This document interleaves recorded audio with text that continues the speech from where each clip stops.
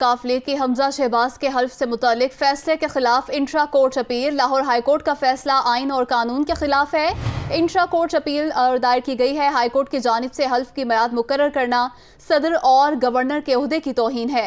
Lahore high court के पास governor और सदर के खिलाफ कोई भी कार्रवाई करने का इख्तियार नहीं। इसी पर बात करेंगे नुमाइंदा दुनिया न्यूज़ मोहम्मद अशफाक हमारे साथ मौजूद हैं। जी मोहम्मद अशफाक, बताइएगा।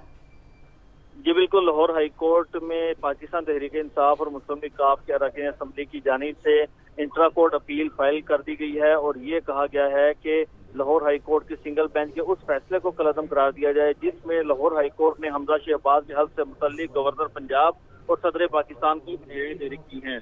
इंट्रा कोर्ट अपील में ये कहा गया है कि इस हवाले से ये सिंगल बेंच का फैसला आइन और कानून के खिलाफ है और लाहौर हाई कोर्ट को ये इख्तियार नहीं है कि वो सदर और गवर्नर को हदायत जारी करें। इसी बुनियाद पर यह कहा गया है कि 2 रुकनी बेंच सिंगल बेंच का फैसला कलअदम करार दे।